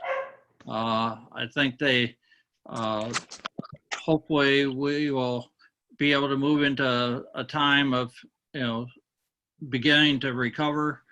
And I think it just makes sense to put this off for just a little bit longer. It doesn't mean I still support going forward with a new fire station. I just think we're going to have to just wait a little bit longer. Okay, I see that Zach has his hand up. Is that correct? Yep. I just wanted to clarify from staff that if this were approved, the earliest we could collect any millage money isn't until next summer. Is that correct? It already was a 2021, even if we pass it, because it has to go on the summer bill. All right. And if things really go in the crapper, we're not obliged to issue bonds or collect the millage. Is that correct? Right. If you don't sell the bond, you can't collect the millage. Yeah. But so putting this on and having voted doesn't commit us to have to take money, right? Right. Okay. Well, I will add I'm not in favor of this. This is something that the community's been working on for 2 decades. We went through the Great Recession. We went through this. It is a tough ask, but we didn't stop the project for the trail. That's $1.2 million. We haven't stopped any of the street projects. So I think we're able to walk and chew bubble gum at the same time. And I don't know what the end game is, because if we had been part of the 9th wealthiest school district in the entire state, 9th highest household income. We had 3.9% unemployment in the US, and it was still too much of an ask. Does that mean we're not really going to consider this until we're top 5 household incomes in the state and under 3% unemployment? It's just, we have to rip the Band-Aid off sometimes. If we keep kicking the can down the road, eventually it's going to turn into a rock, and it's going to break our foot when we have to kick it. That's all. Thanks, Zach. Justin, you seen any other hands up here? Paul has his hand up. Paul, you're next, please. Yes, thank you. Well, I agree with Zach partially, I guess. I don't know why first of all, I could support not having it on the August ballot. Okay, we don't know, that's a short period of time. I would certainly support that. But we have a November ballot, which everybody theoretically is going to vote on. A presidential election, congressmen, senators, state senators, all that's going to happen, as well as I'm sure some other proposals that are coming down the road. So to say go to the year 2021 skips a whole election, and we have an opportunity to place it on the ballot in November, but we don't have to make that decision tonight. We can wait and see how things go, and then when it's the final deadline, whatever that date is, that we have to put it on the November ballot. Courtney has that. I assume it's like maybe a couple of weeks or so after the August election. I don't know. But yeah, it's the August 11th.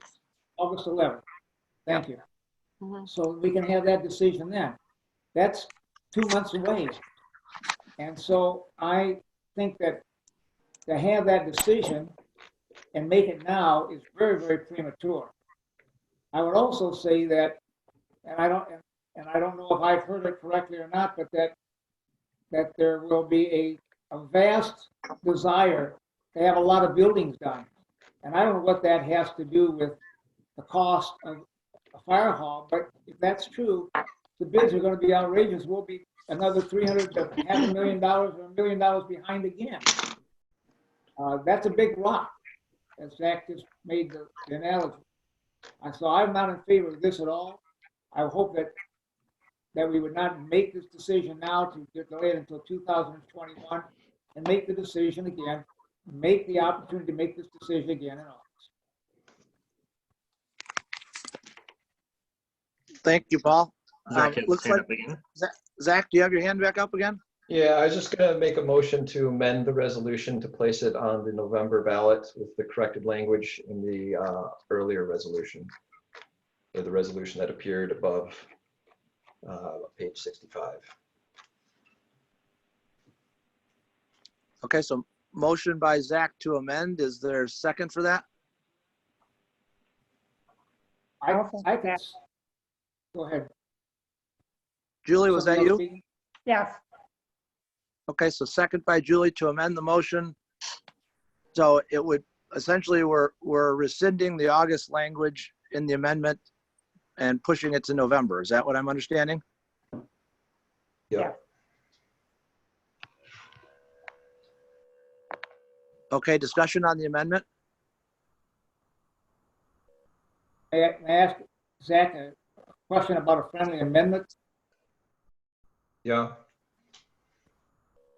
Zach, would you be willing to withdraw this motion and make a motion that relates to making the decision in August for November? So that we do make that decision then instead of now?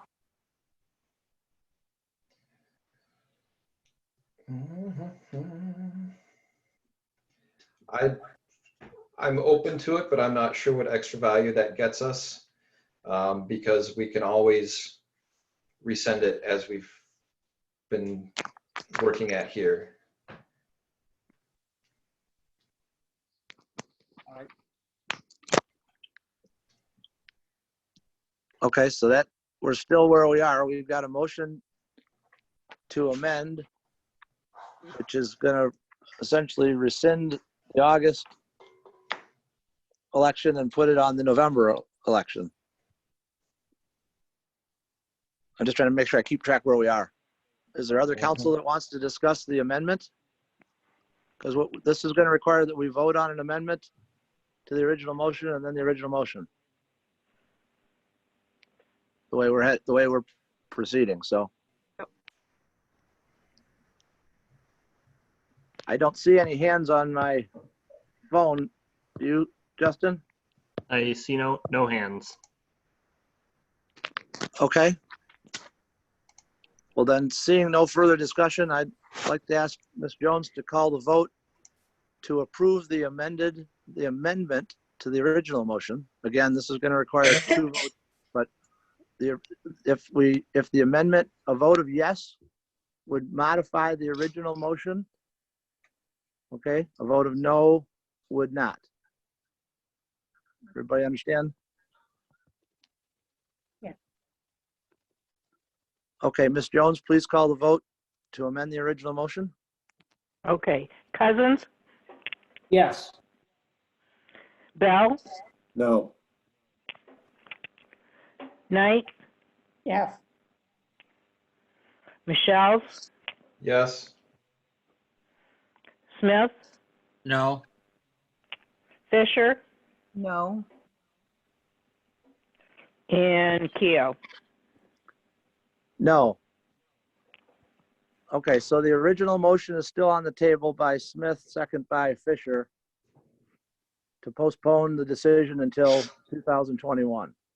Again, the original motion on, I believe, was 65 of the packet. Discussion on that motion or additional discussion on that motion? Yeah, I would quickly ask Mr. Smith what metrics he's going to look at that we ought to reconsider it or consider placing it on there in 2021. I just felt that we shouldn't do it in August, and I didn't feel that November is enough time to have any type of recovery for people. And so my preference would be to move it to the spring of 2021. Are we going to look at unemployment in Washtenaw County, in Dexter Township, in the country, household income? What sort of metric? Because I'm not sure what it looks like if it's aside from just continued can kicking. I think we just look at the conditions at that time.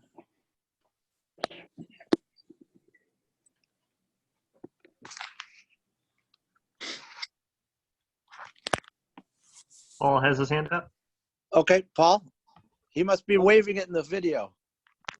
Now, I had a question to Jim Smith as well. So Jim, where we have one of the largest turnout by our population, our voters in November, you're now asking to transfer that into a period of time where we have no ballot issues at all, no national elections, no anything at all. We will have a much smaller turnout, and we know that for sure. Why would you not want the most people in this city to vote on the most important issue we've had in front of us in 2 decades?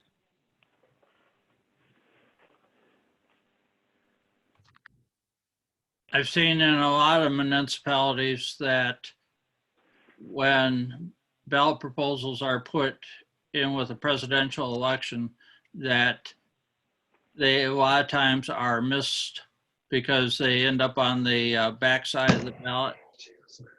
And so, you know, you don't necessarily get any better voting on the ballot proposals at that time. So with all the information that the people have had about this, and that you'll see that there'll be more, you're telling me there'll be more people voting in a non-election issue area in the spring of 2021 that there will be even the few that miss it on the back of a ballot? Is that your conjecture? Well, wait, let me jump in before, let me just, Paul, his motion isn't to put it on the spring election. He wants, he's saying that he wants to evaluate it in the spring. That means it'll even be later than that, then it'll have to be in the summer. Right, it could be that he's saying he postpones the discussion until 2021, if I'm understanding it right. Well, that's what it says, but his statement was spring. Yeah, I know. I'm just trying to make sure people are clear that we're not just moving it to the spring election. This rescind motion pushes the discussion or the decision until sometime in 2021. Can we just postpone it till we're all dead and let the next folks worry with it?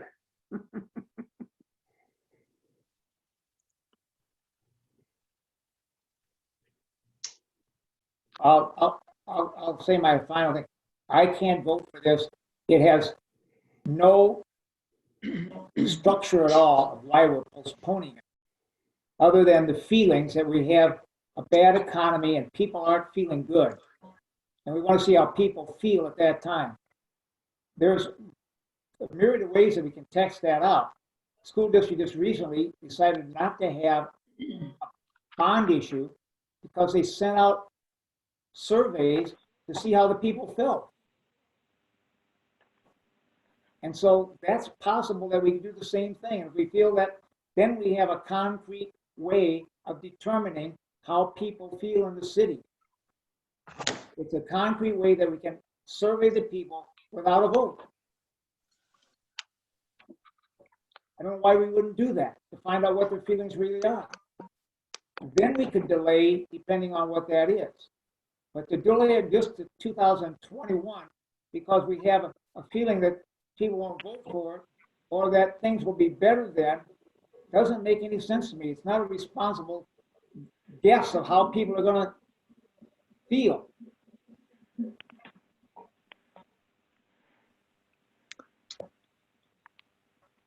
Okay, I see Ms. Fisher has her hand up. Donna? Yeah, I don't know how we got to how people feel. As someone who's elected to represent people here, I think a lot of families are under a lot of stress. And I think this is one stressor we can remove and we can move on. We can pick up right where we left off. But I don't see any problem with taking some kind of worry off of somebody's plate, should there be one.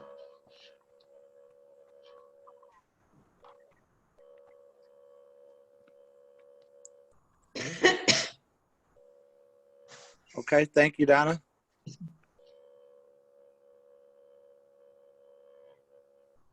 Okay, seeing no further hands, Ms. Jones, would you please call the vote on the original motion by Smith, second by Fisher, to rescind?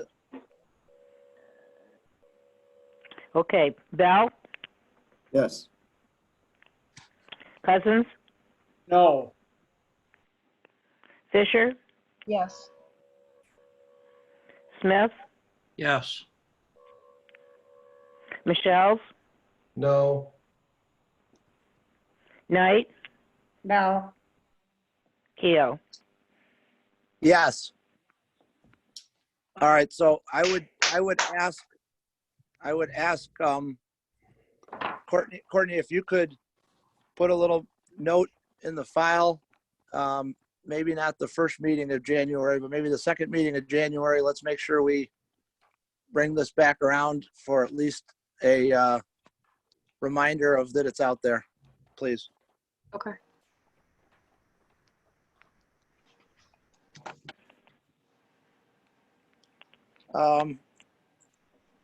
That brings us down to council comments. Let's see, I'd like to start with, just go on my phone here. Start with Mr. Cousins. I still can't understand why we made that decision. There's going to be a vote on members of this council in November. And it would be really fun to find out how the people that are running for the election in November feel about this decision. And we just took that away from us. They can talk about it, but they will not be able to have that opportunity to make this decision anymore. I don't understand what we do to ourselves all the time by delaying and having an increase in cost. It's beyond me and beyond, I think, a number of people in this community that see this delay making it just more expensive all the time.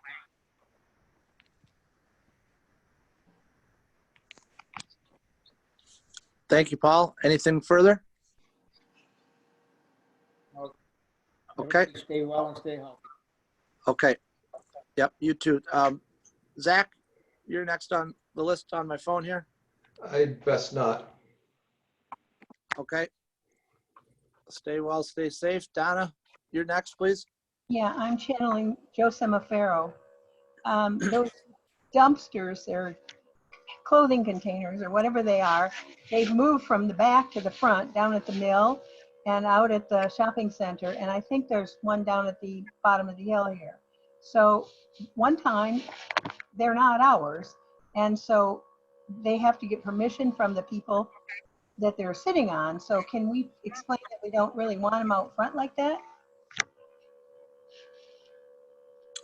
Did you do something about it in the past?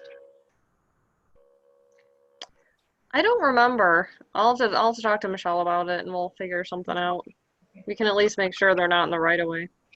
Okay, thank you. Thank you. Anything else, Ms. Fisher? No, I'm good, thanks. Okay. Julie? Yes, I have a couple things.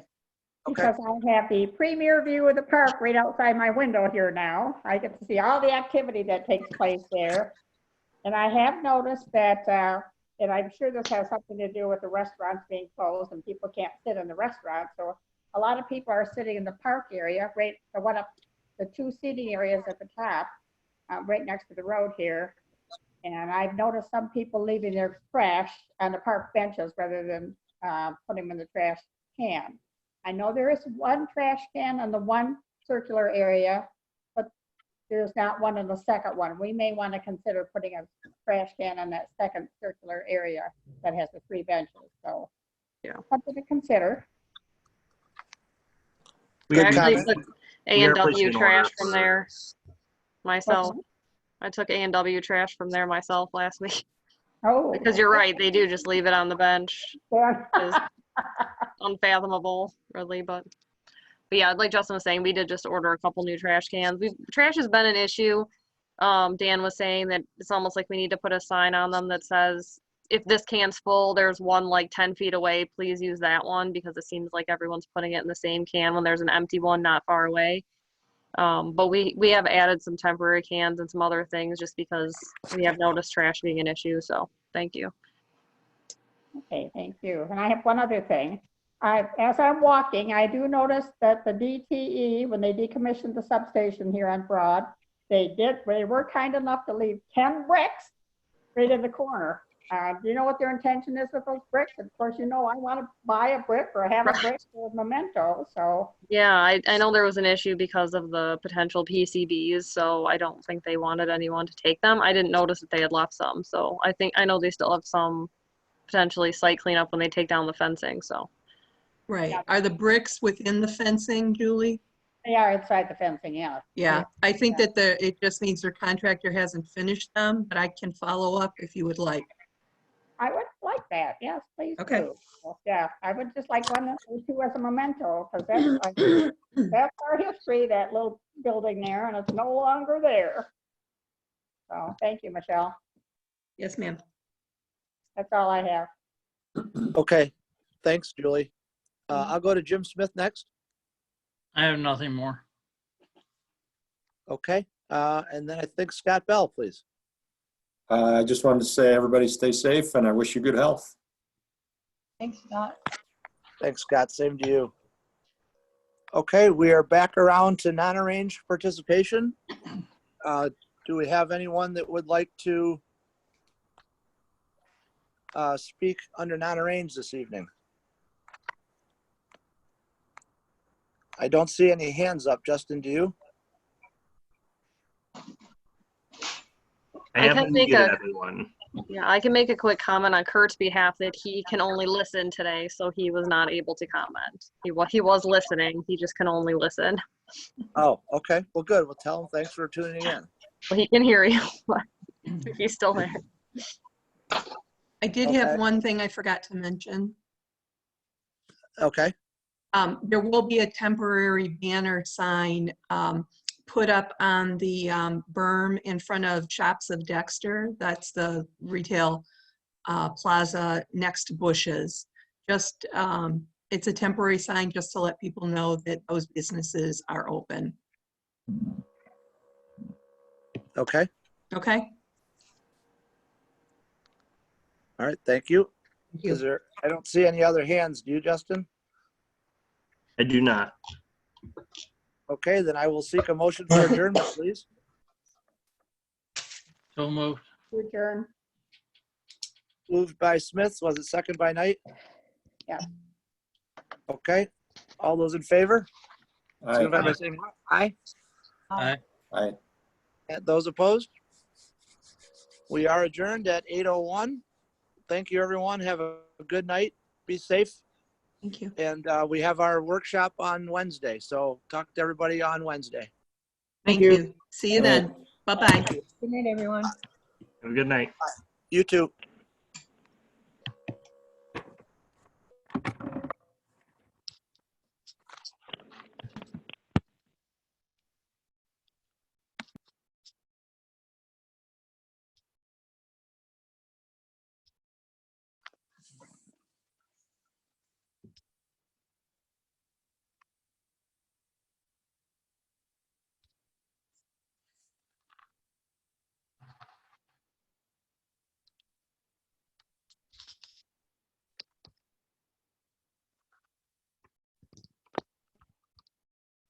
Bye, Justin.